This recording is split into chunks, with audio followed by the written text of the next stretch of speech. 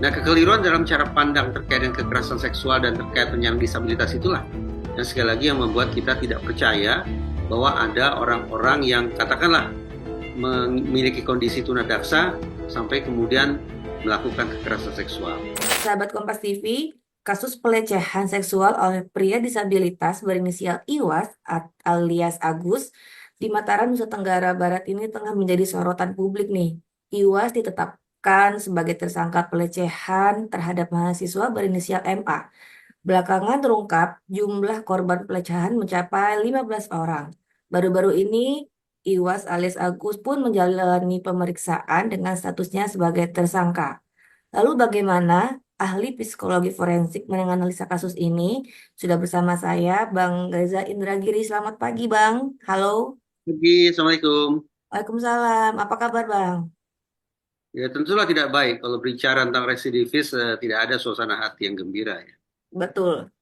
Lalu bagaimana nih Bang Reza menganalisa kasus ini nih Bang? Karena kan dia kan statusnya si Iwas Alis Agus ini kan difabel, tapi dia eh, menjadi tersangka Hmm. kasus pelecehan gitu Bang.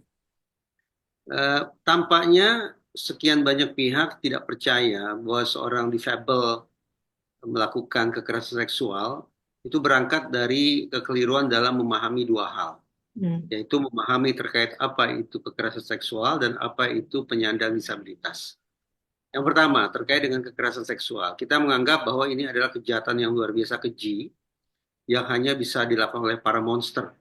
Ketika kita membayangkan monster, berarti yang kita imajinasikan adalah sosok yang bertubuh kuat, punya energi sangat-sangat besar, yang bisa menaklukkan korbannya dengan gampang akibat kekuatan luar biasa yang dia miliki. Demikian pula ketika kita bicara tentang penyandang disabilitas, kita kadung menganggap mereka sebagai orang yang disabilitas alias tidak punya kemampuan, serba tidak berdaya, serba lemah. Jangankan berperilaku jahat, berpikiran tentang kejahatan pun orang-orang yang disabilitas macam ini dianggap tidak pernah. Nah, kekeliruan dalam cara pandang terkait dengan kekerasan seksual dan terkait penyandang disabilitas itulah yang sekali lagi yang membuat kita tidak percaya bahwa ada orang-orang yang katakanlah memiliki kondisi tunadaksa sampai kemudian melakukan kekerasan seksual. Alhasil kita perlu luruskan kekeliruan pandang itu. Terkait dengan kekerasan seksual, sesungguhnya ada dua modus yang bisa digunakan oleh pelaku. Pertama adalah modus kekerasan, baik itu kekerasan yang sifatnya fisik maupun kekerasan yang sifatnya psikis. Tapi ada modus kedua yang juga acap digunakan oleh pelaku. Bahkan studi menunjukkan justru modus kedua inilah yang lebih sering digunakan daripada modus yang pertama. Modus yang kedua yang justru paling sering digunakan oleh pelaku kekerasan seksual diistilahkan sebagai grooming behavior. Jadi alih-alih menggunakan cara-cara yang membuat target mengalami ketakutan, yang membuat korban merasa ngeri, grooming behavior justru diperagakan sedemikian rupa sehingga korban terlena. Hmm. Target tidak menyangka bahwa orang yang ada di hadapannya sesungguhnya adalah orang yang akan menjahatinya secara seksual. Karena tindak tanduknya sangat lembut, menawarkan pertemanan, ingin memberikan kehangatan, ingin memberikan perlindungan, memberikan iming-iming hadiah, atau hal-hal yang positif atau yang menyenangkan atau membuat korban terlena. Nah, ketika kita bicara tentang penyandang disabilitas, termasuk misalnya disabilitasnya adalah jenis tunadaksa, maka kita bisa bayangkan bahwa boleh jadi titik awal dari kekerasan seksual itu memang tidak dilakukan dengan cara-cara kekerasan, terlebih kekerasan fisik. Tapi boleh jadi kekerasan seksual itu didahului dengan penerapan modus grooming behavior. Sehingga sekali lagi membuat target terkelabui. Target tidak menyangka bahwa orang yang ada di samping dia itu sesungguhnya orang yang punya niat jahat terhadap dirinya. Barulah kemudian misalnya setelah korban terkelabui, korban terperdaya sehingga berbagi cerita-cerita hal yang sifatnya rahasia, pada titik itulah boleh jadi hal-hal yang sifatnya rahasia itu yang akan dimanfaatkan oleh pelaku untuk beralih dari menggunakan grooming behavior menjadi cara kekerasan secara psikis dengan memberikan ancaman, dengan memberikan tekanan ataupun intimidasi mental lainnya. Atas dasar itu, mari kita gabung bahwa kekerasan seksual sesungguhnya bisa dilakukan oleh siapapun, termasuk oleh penyandang disabilitas sekalipun, sepanjang si pelaku, si penyandang disabilitas memiliki kecakapan berpikir, kecakapan yang memungkinkan bagi dia untuk menerapkan siasat-siasat psikologis, baik itu berupa grooming behavior maupun kekerasan psikis guna menaklukkan target yang akan dijahatinya secara seksual.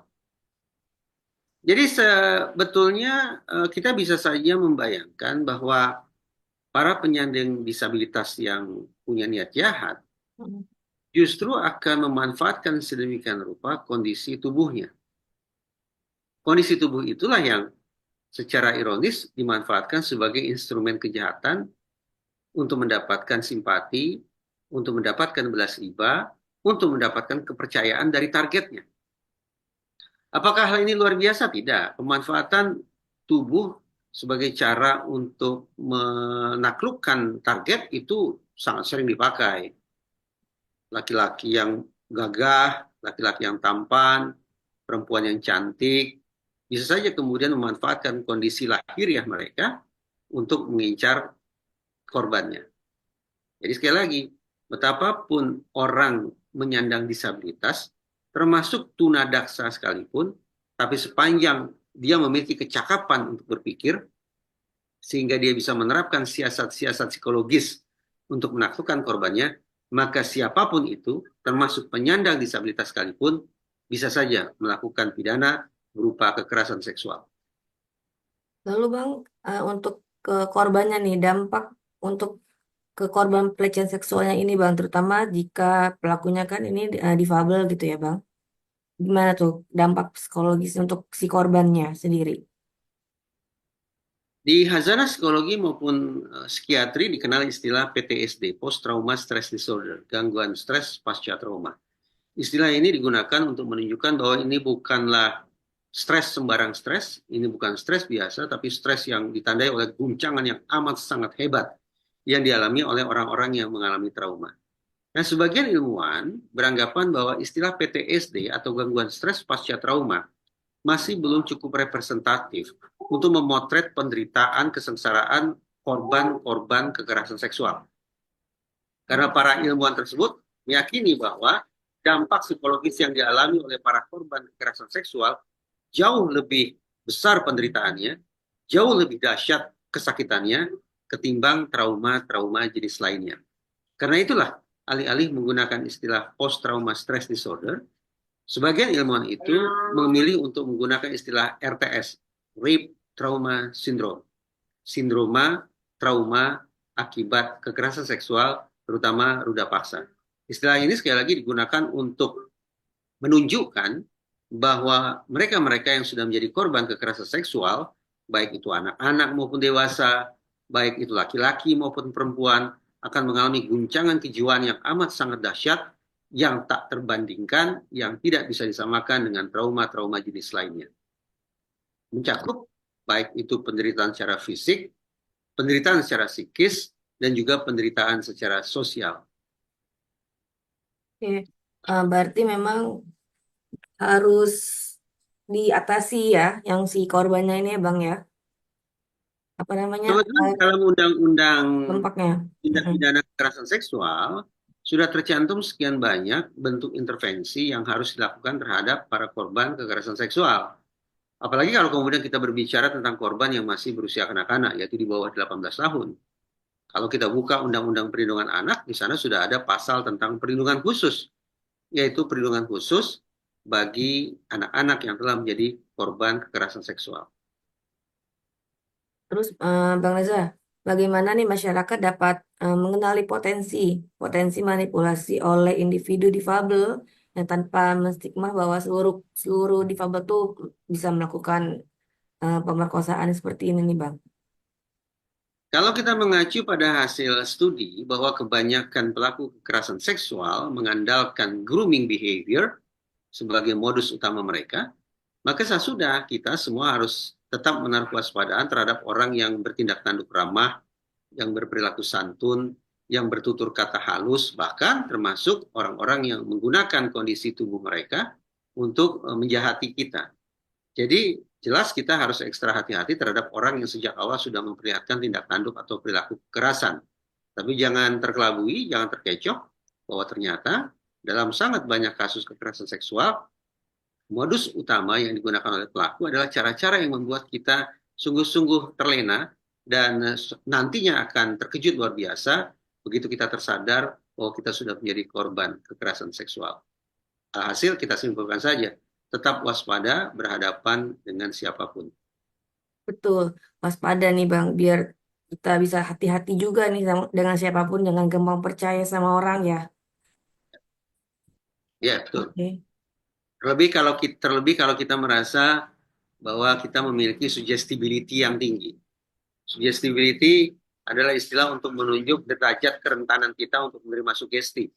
Baik itu ujuk rayu, iming-iming, ancaman, tekanan, atau apapun sugesti yang datang dari pihak lain. Kalau kita merasa bahwa kita punya kerentanan pada aspek itu, memiliki suggestibility tinggi, maka sudah barang tentu ekstra hati-hati juga harus lebih tinggi. Saya tidak bermaksud untuk mendiskreditkan saudara-saudara kita yang memiliki disabilitas ya, termasuk IWAS sekalipun. Terkait kondisi tunadaksanya tentu kita bersimpati ya atas keterbatasan fisik yang dia punya. Tetapi kalau kita mengacu pada informasi yang disampaikan oleh pihak kepolisian bahwa IWAS ini kabarnya sudah memangsa sekian banyak orang, maka menurut saya IWAS ini tepat untuk kita sebut sebagai residivis. Jadi penyandang disabilitas sama kedudukannya di hadapan hukum. Saya tidak melihat pada kondisi disabilitasnya, tapi mengacu pada pernyataan Polri, saya punya alasan untuk khawatir betul bahwa IWAS ini adalah seorang residivis kekerasan seksual. Mungkin orang akan bertanya-tanya, apa dasarnya menyebut IWAS sebagai seorang residivis? Dia belum pernah bermasalah dengan hukum. Dia belum pernah masuk penjara sebelumnya. Nah, memang ada perbedaan definisi residivisme antara hukum dengan psikologi forensik ya. Kalau di dalam psikologi forensik, ada 4 definisi tentang residivisme. Salah satunya dalam konteks perbincangan kita ini adalah definisi residivisme sebagai sebuah re-offense, pengulangan perbuatan jahat.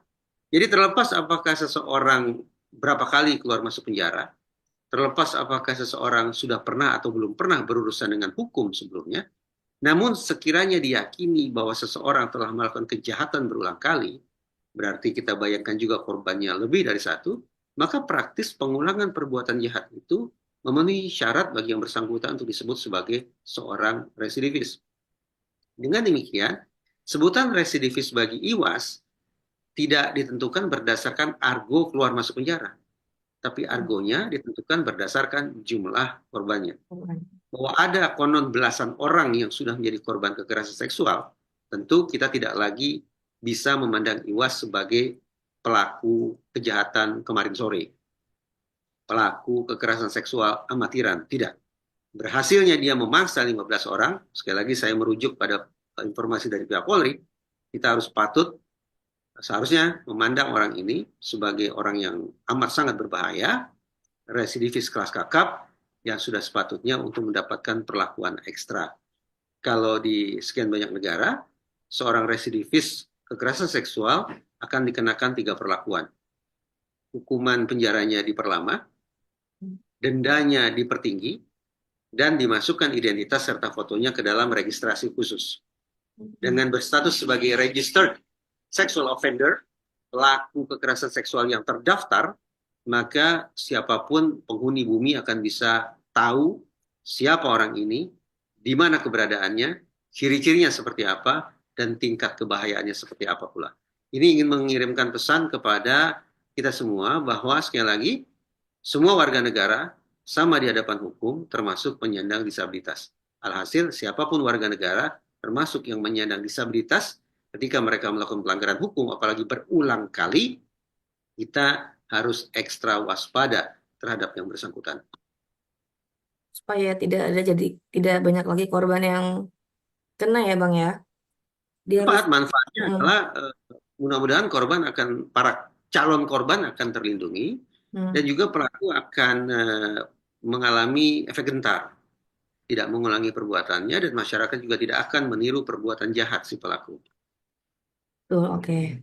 Setuju sih, aku juga kayak oke, memang seharusnya harus sama ya eh, Ya, hukumannya nih, gitu. sama di hadapan hukum. Oke Bang Reza, ini terima kasih banget nih analisanya Bang Reza nih, lengkap banget pokoknya.